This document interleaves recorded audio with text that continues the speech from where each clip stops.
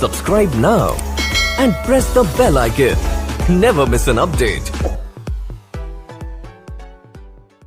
पागलपन जो है वो और भी बहुत सारी जगहों पर जो है वो दिखाया जा रहा है। अब एक मीडिया का, भारतीय मीडिया जो कि अपनी इन हरकतों की वजह से वैसे ही बड़ा जो है वो मशहूर है, अब वो कहते हैं ना कि बदनाम जो होंगे तो वो नाम क्या ना होगा, तो वो वैसी वाली कुछ सूरत हाल है भारतीय मीडिया की।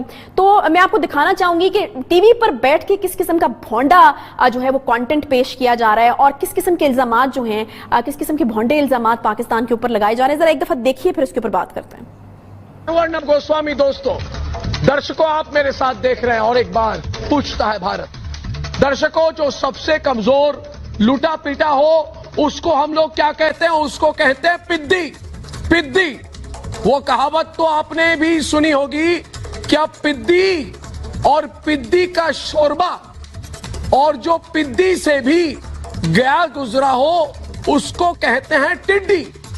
वही छोटा सा टिड्डी अब पूरे पाकिस्तान की सबसे बड़ी मुसीबत बन गया है। भारत में टिड्डियों वाली साजिश कर रहा है पाकिस्तान, भारत को धमकी देने वाला पाकिस्तान।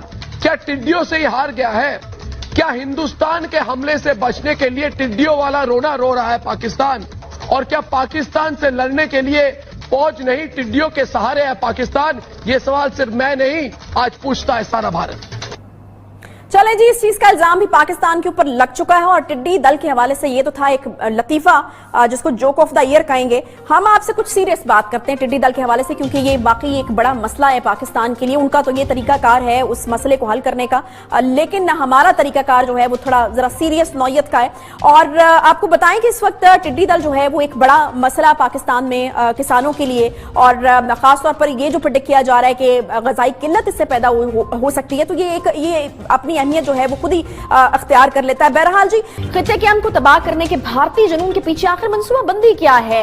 और क्या कहीं ऐसा तो नहीं है कि हम जो है वो इसको इंतहा पसंदी मान रहे हैं, मोदी का पागलपन मान रहे हैं, और इसके पीछे कोई बड़ा एक जो है वो मकसद हो या कोई मंसूबाबंदी हो, प्लानिंग हो? दिफाई तज्ज़ियाकार जनरल रिटायर्ड एजाज अमान साहब ने इसी सवाल का जवाब देने के लिए हमें ज्वाइन किया है।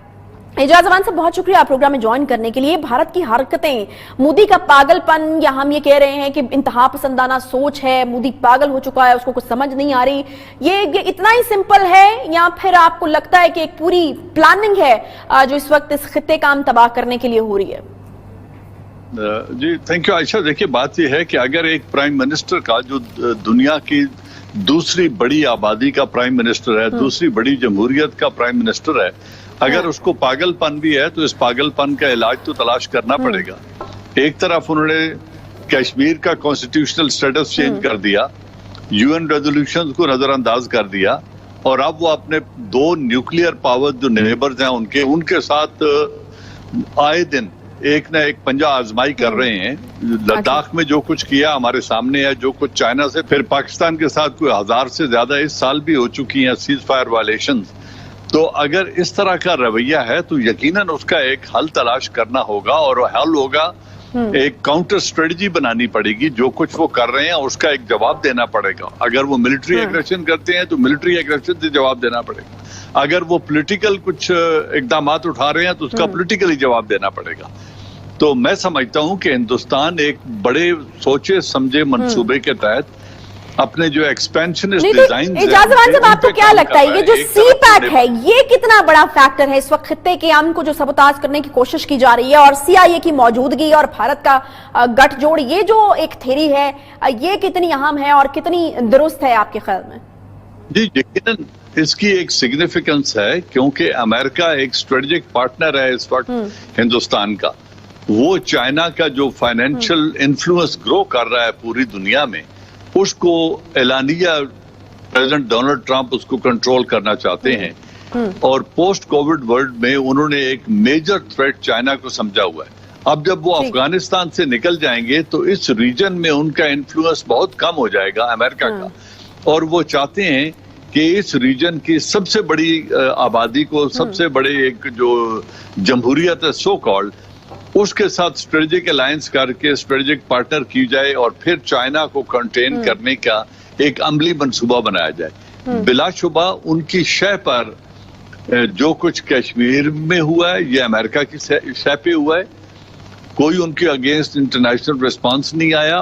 केन को कोई बड़ी शय है जिसकी वजह से ये किए जा रहे हैं। और फिर 100 तकरीबन 100 अरब डॉलर का उनका म्यूचुअल ट्रेड है। तो अगर इस पागलपने की वजह से वो सब कुछ सेक्रीफाइस करने को तैयार हैं, तो फिर उनको प्रॉमिस को यकीनन बहुत बड़ा होगा। टीवी पर बैठ के किस किस्म का भोंडा जो है वो कंटेंट पेश किया जा रहा है और किस किस्म के इल्जामात जो हैं, किस किस्म के भोंडे इल्जामात पाकिस्तान के ऊपर लगाए जा रहे हैं, जरा एक दफा देखिए फिर उसके ऊपर बात करते हैं। अर्नब गोस्वामी दोस्तों, दर्शकों आप मेरे साथ देख रहे हैं और एक बार पूछता है भारत। दर्शकों, जो सबसे कमजोर लूटा पीटा हो उसको हम लोग क्या कहते हैं? उसको कहते हैं पिद्दी। पिद्दी, वो कहावत तो आपने भी सुनी होगी, क्या पिद्दी और पिद्दी का शोरबा, और जो पिद्दी से भी गया गुजरा हो उसको कहते हैं टिड्डी। वही छोटा सा टिड्डी अब पूरे पाकिस्तान की सबसे बड़ी मुसीबत बन गया है। भारत में टिड्डियों वाली साजिश कर रहा है पाकिस्तान। भारत को धमकी देने वाला पाकिस्तान क्या टिड्डियों से ही हार गया है? क्या हिंदुस्तान के हमले से बचने के लिए टिड्डियों वाला रोना रो रहा है पाकिस्तान? और क्या पाकिस्तान से लड़ने के लिए फौज नहीं, टिड्डियों के सहारे है पाकिस्तान? ये सवाल सिर्फ मैं नहीं, आज पूछता है सारा भारत। चले जी, इस चीज का इल्जाम भी पाकिस्तान के ऊपर लग चुका है और टिड्डी दल के हवाले से ये तो था एक लतीफा जिसको जोक ऑफ द ईयर कहेंगे। हम आपसे कुछ सीरियस बात करते हैं टिड्डी दल के हवाले से, क्योंकि ये बाकी एक बड़ा मसला है पाकिस्तान के लिए। उनका तो ये तरीकाकार है उस मसले को हल करने का, लेकिन हमारा तरीकाकार जो है वो थोड़ा जरा सीरियस नौयत का है। और आपको बताएं कि इस वक्त टिड्डी दल जो है वो एक बड़ा मसला पाकिस्तान में किसानों के लिए, और खासतौर पर ये जो प्रेडिक्ट किया जा रहा है कि गजाई किल्लत इससे पैदा हो सकती है, तो ये अपनी अहमियत जो है वो खुद ही अख्तियार कर लेता है। बहरहाल जी, यहाँ पर जो NDMA है उसकी जो है ऑपरेशंस वो भी चल रहे हैं कि किस तरीके से इस पर काबू पाया जाए। तकरीबन 53 अजला हैं मुतासरा इलाके जहां पर 1135 से ज्यादा मुश्तरका टीमें इस मुहिम में हिस्सा ले रही हैं। और बड़े इंटरेस्टिंग जो कुछ चीजें हैं वो भी इसके साथ जुड़ी हुई हैं। फॉर एग्जाम्पल, नए नए हल जो है वो तलाश किए जा रहे हैं कि आखिर किस तरीके से जो है हम बात करते हैं। किसान इत्तेहाद से जो हमारे मेहमान हैं उन्होंने हमें यहाँ पर ज्वाइन किया है। चौधरी अनवर साहब, बहुत शुक्रिया आपकी आमद का। मुझे ये बताइएगा कि कितना नुकसान अब तक हो चुका है और आगे भी कुछ खतरात जिसका जिक्र किया जा रहा था कि एक और जो टिड्डी दल का रेला है वो आने वाला है, कितना एक्सपेक्ट किया जा रहा है कि और हो सकता है? और अभी जो इकदामात लिए जा रहे हैं उसके हवाले से क्या मुतमईन हैं आप और कंट्रोल हो रही हैं चीजें? पहले तो आपका शुक्रिया अदा करता हूं चैनल का। गुजारिश ये है कि आपने पहला सवाल पूछा कि कितना नुकसान हो चुका है। हजारों एकड़ काटन कपास टिड्डी दल खा गई है। अच्छा। बगात जो है वो टिड्डी दल ने बगात को बहुत ज्यादा नुकसान पहुंचाया। अभी जो 20 जून से बहुत बड़ा रेला आ रहा है वो लाखों एकड़ काटन खा जाएगा। वो चावल की फसल जो नहीं लगेगी वो खा जाएगा। अब मकई की फसल लगी हुई है वो छोटी स्टेज में है, वो खा जाएगी। तो हुकूमत जो इक़्तिदामात कर रही है वो इक़्तिदामात कम कर रही है, प्रोपेगेंडा ज्यादा कर रही है।